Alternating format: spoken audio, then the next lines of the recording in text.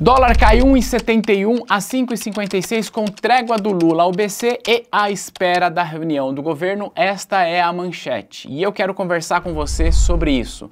Por que que o dólar sobe ou por que que o dólar cai quando o presidente da República fala alguma coisa?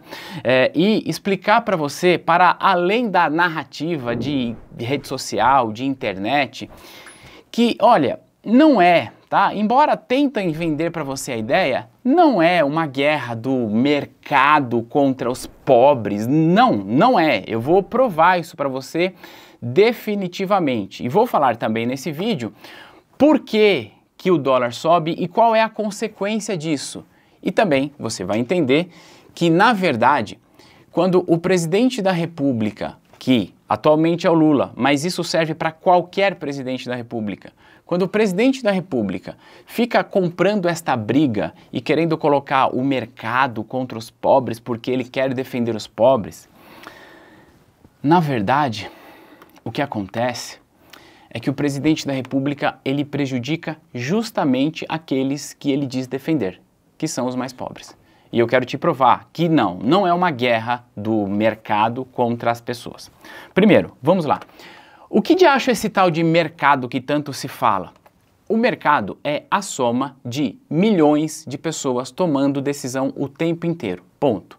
Então, diferente do que tentam vender para você, o mercado não é uma reunião de 6, 7 pessoas na Faria Lima decidindo o futuro dos juros, decidindo o futuro do dólar, não é isso. Reitero, o mercado é a soma de milhões de decisões sendo tomadas a cada segundo. E o mercado, ou seja, estas pessoas, e aí eu digo aqui pessoas físicas e empresas, elas tomam decisões pautadas na expectativa. E não é porque elas querem especular com a expectativa, é porque se há alguma sinalização do chefe do Poder Executivo, ou seja, do presidente da República, de que ele vai fazer algo no futuro, essa sinalização do que ele fará no futuro reflete os preços de hoje. O que eu quero que você entenda é que o dólar subiu muito esse ano, o dólar em relação ao real, ou melhor dizendo, o real é a moeda que mais se desvalorizou esse ano. Mas não é pela fala propriamente dita do presidente da República, mas pelo que ele sinaliza que vai fazer. Porque se o presidente da República sinaliza que vai fazer alguma coisa e eu entendo isso, eu vou agir para me defender. E para que você possa entender isso, eu separei aqui alguns dados, tá? Para a gente olhar isso junto.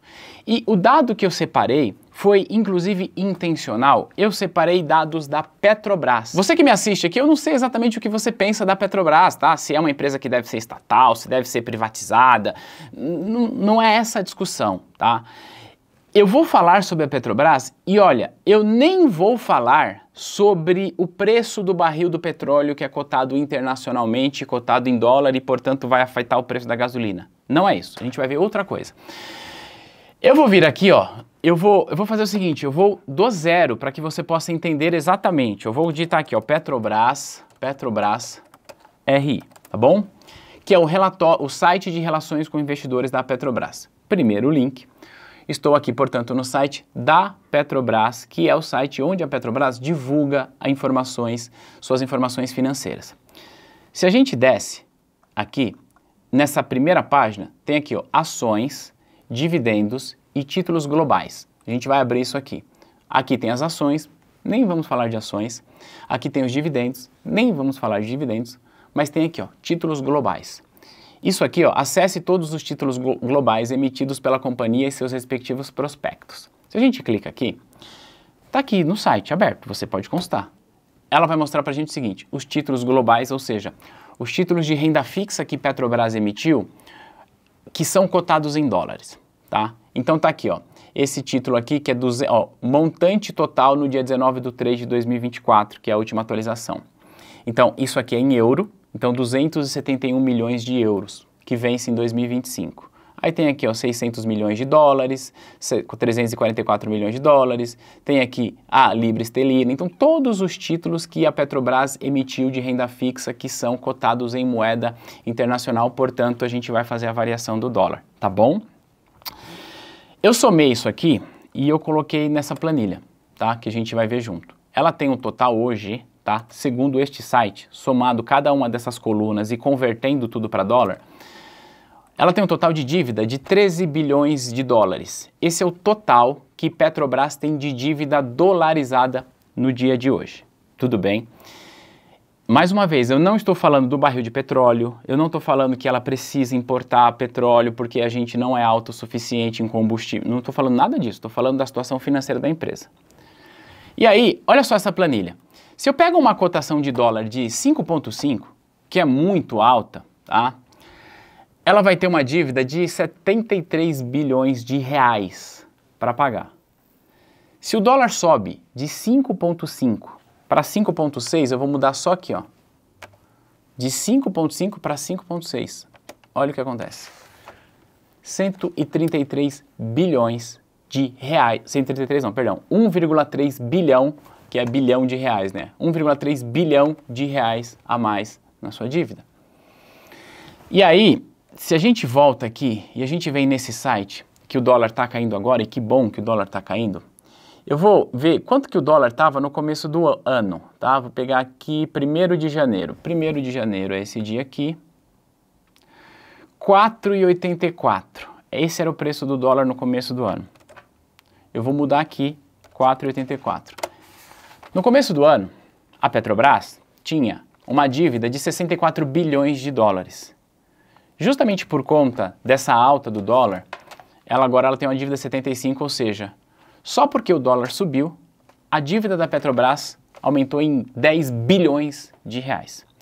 Agora, por que eu digo para você que não é uma briga do Deus mercado contra a sociedade? Eu quero que você que está aqui me assistindo agora pense o seguinte: você é o CFO da Petrobras, é você quem decide a gestão financeira da empresa.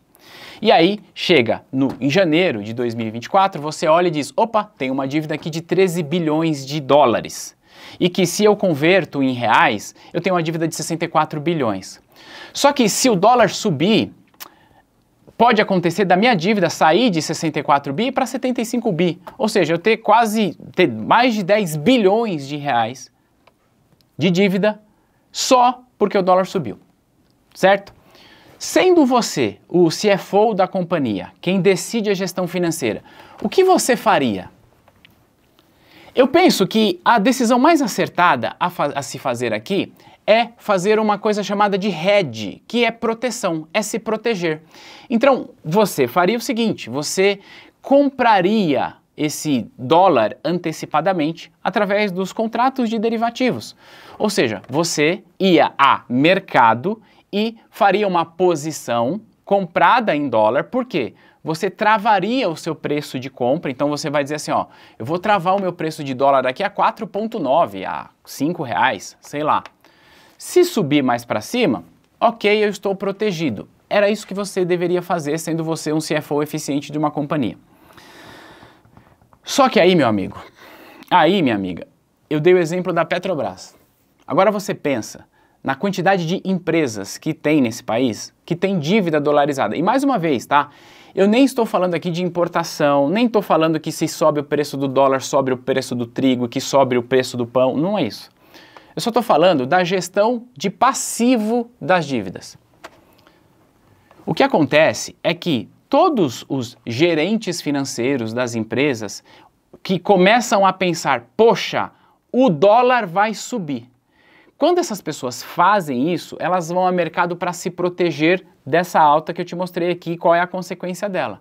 Só que quando isso acontece, na prática, há uma demanda maior por dólar, seja no mercado à vista ou no mercado de derivativos. E se há uma demanda maior por dólar, o preço sobe.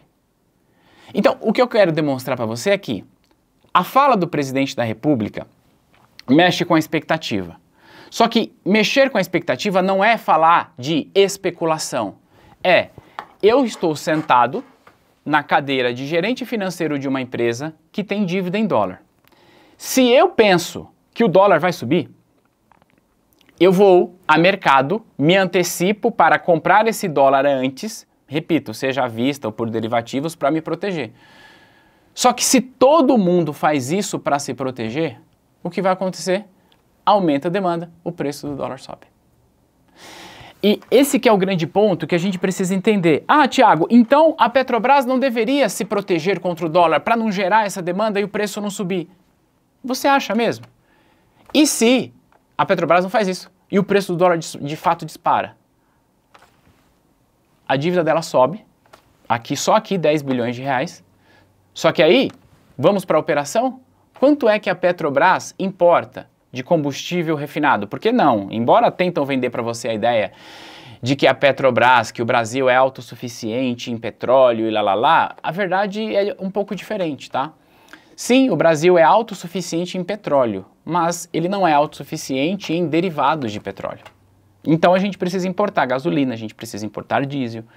Então, se a Petrobras não faz essa proteção, o que acontece é, se o dólar sobe, vai ficar mais caro a dívida da Petrobras, vai ficar mais caro a gasolina, vai ficar mais caro o diesel, vai ficar mais caro o arroz, o feijão, o frete, tudo que você possa imaginar.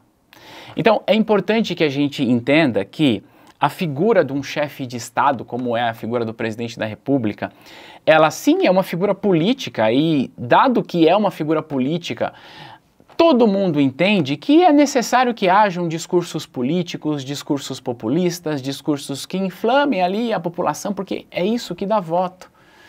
Só que uma vez que você está sentado na cadeira de presidente da República, você precisa entender que a sua fala, ela gera expectativa.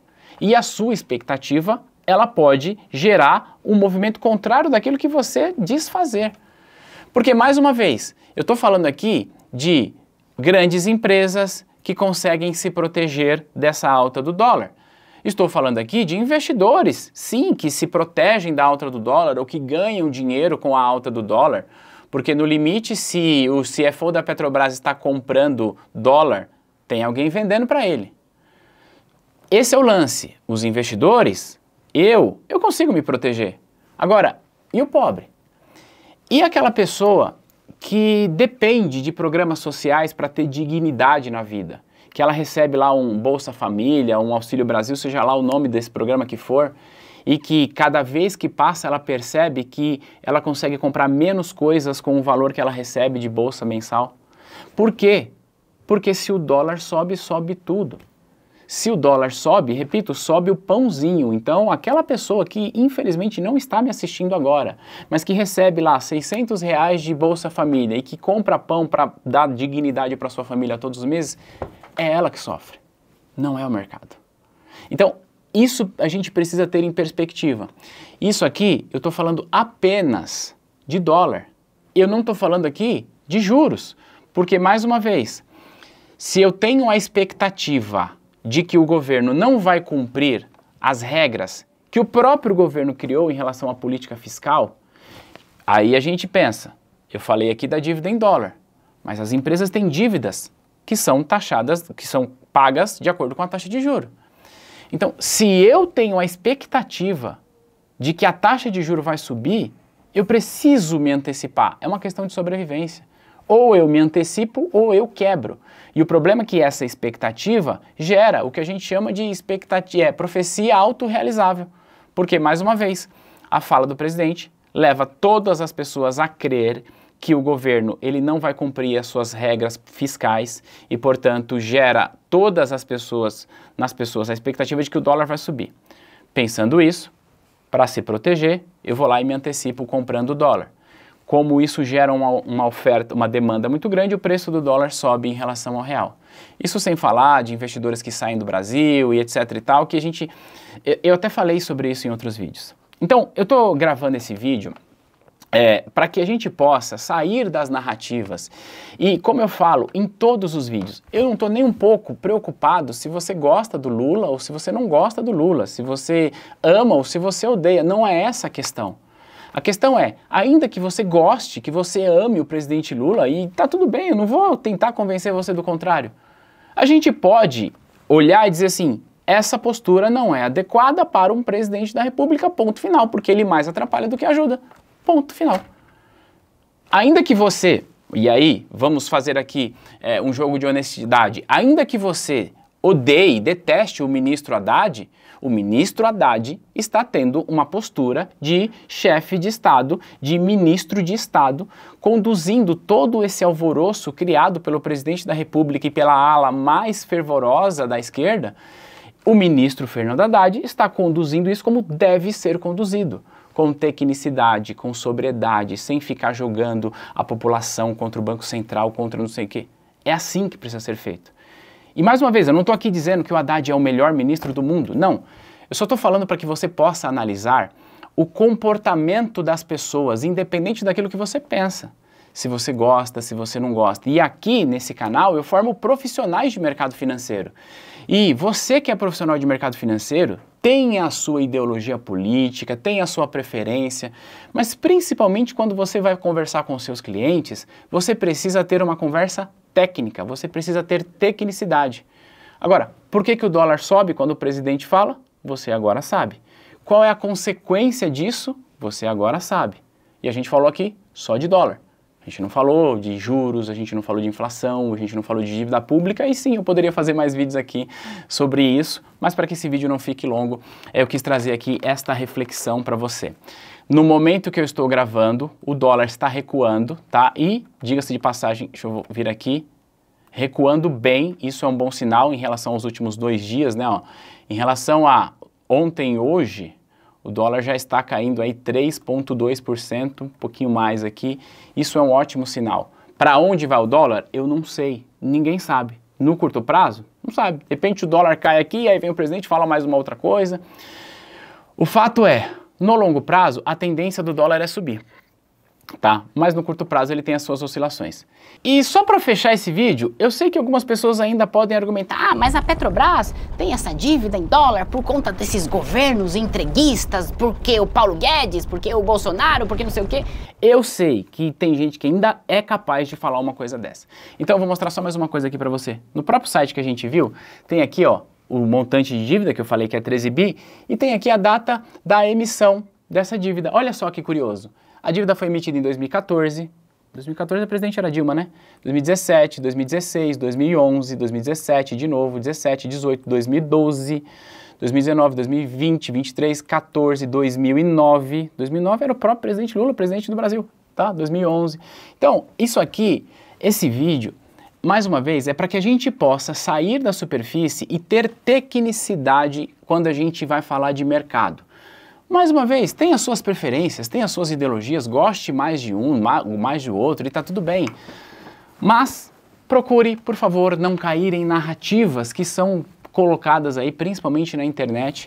Veja, não tem nada a ver com a sua vida, no entanto, o que eu recomendo é que, principalmente ao falar com o cliente, você seja pragmático, seja objetivo e seja técnico. Entenda que não é porque o mercado odeia o Lula. Não, não é. Tá? É porque os agentes de mercado, ao ver essa manifestação do chefe de Estado, procuram proteção. E a consequência natural é que o dólar sobe. E a consequência imediata do dólar subir é a gente ter inflação. E isso vai prejudicar principalmente os mais pobres.